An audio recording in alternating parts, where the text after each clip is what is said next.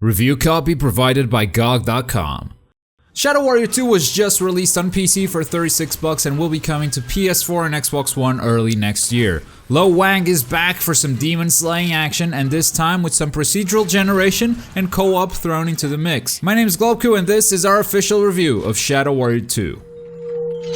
Much like its predecessor, Shadow Warrior 2 is a first-person game about slaying demons and other things. You can do this with your sword, which has a couple of special moves, or any of the weapons thrown at you. The levels are a bit more open than before. Instead of sending you down a narrow path, this time you have several hubs that you can jump into and choose how you make your way to the objective. A freedom that goes hand in hand with the game's mobility. The game is fast, and with a double jump and an infinite dash and no fall damage, you can cover large distances in no time. This pace was one of my favorite aspects of Shadow Warrior, not only because I could get to my objective extremely fast, but also because it was very satisfying in combat. Because you have no defensive abilities, this infinite dash becomes the most important ability in your arsenal. It's the only thing at your disposal to avoid taking damage. As such, you'll be jumping in and out of enemy reach or strafe dodging while shooting an enemy at all times, and it feels awesome. The arsenal of weapons is also very satisfying, with a few exceptions. I was disappointed at the first rocket launcher that I got. It didn't quite have the impact I was expecting,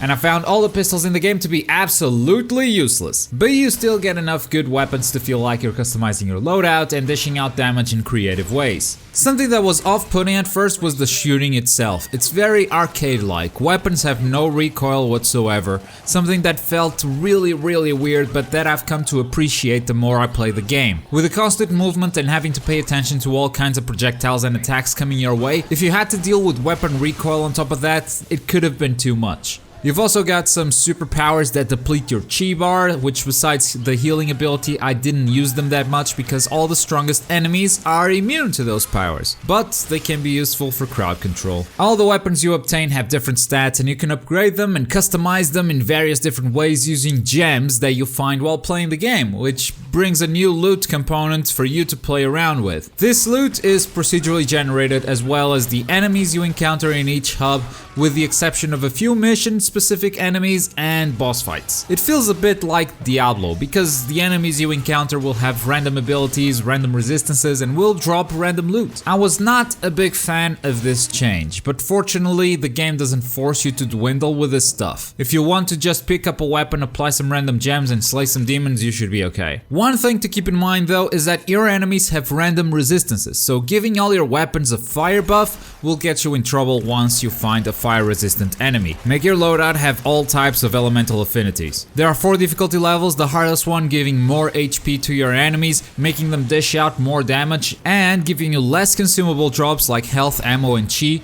but it gives you the best loot drops. Shame that the loot drops weren't satisfying to me at all. This is what my inventory looked like on normal. You get plenty of stuff. I'd go as far as calling all of this clutter. You can merge some gems together to make stronger gems, or you can sell them for money to buy weapons, but I just thought this was way too much for a game of this nature. And on the hardest difficulty, you'll get more exotic upgrades instead of all these blue ones, but they don't make that much of a difference, to be honest. The only thing I appreciated on the hardest difficulty was the challenge of it. On normal, as long as the enemy I was fighting wasn't resistant to my elemental type, I'd be fine. On the hardest difficulty, I was constantly looking for their elemental weakness and played a lot more defensively because health and chi didn't drop every 2 seconds, and that layer of strategy felt very satisfying. That's something that skill points might also help you with. You get skill points as you level up, and you can spend them defensively, upgrading your health or chi or even enemy drops, or offensively, boosting damage on your weapon skills, weapon damage, or chi abilities. The whole game can be played in single player or multiplayer co-op up to 4 players, but that's something I probably wouldn't recommend on your first playthrough. When you join a friend's game, you'll keep your skill points, your weapon drops, your upgrades, but the mission progress will only be saved on the host's side. Meaning if you want to continue playing the game by yourself, you're gonna have to repeat missions. And wank jokes are usually funnier the first time you hear them. Still, if you want to play co-op, it's pretty easy to join or invite friends over to your game.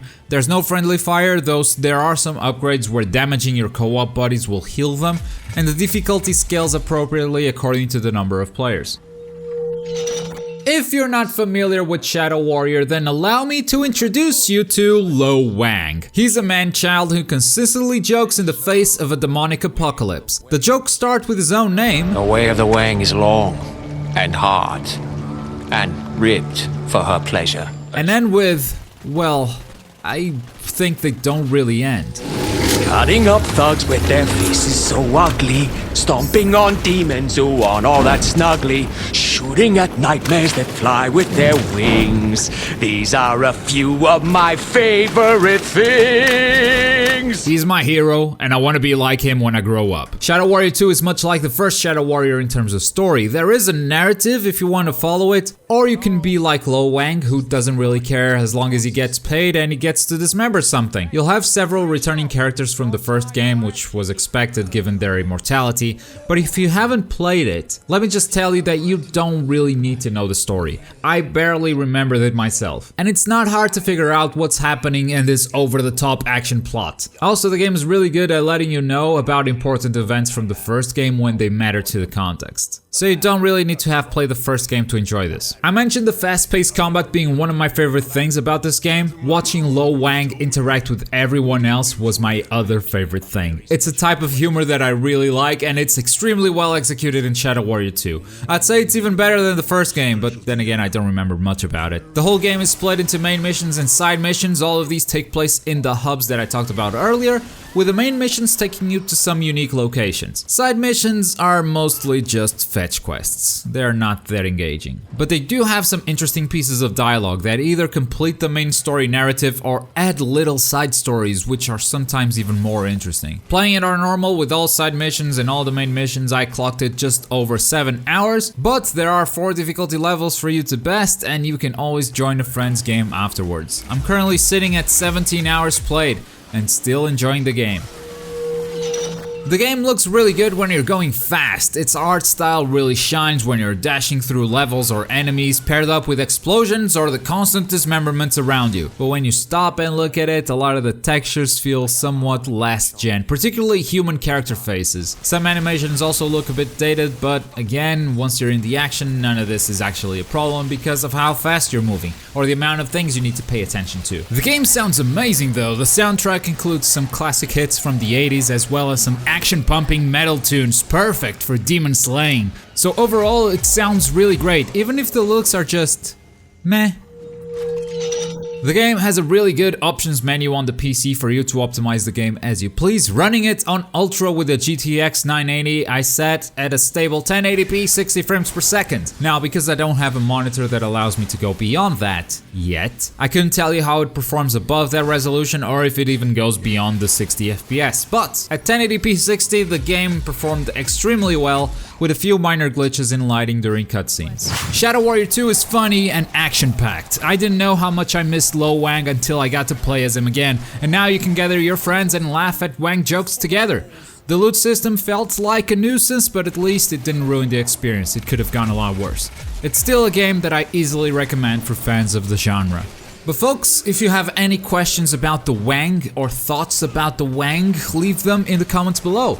Let us know if you enjoy the Wang or if the Wang is too much for you to handle. Like the video if you found the review useful, and for more gaming goodness, subscribe to Magical Noob. Thanks for watching. Boy!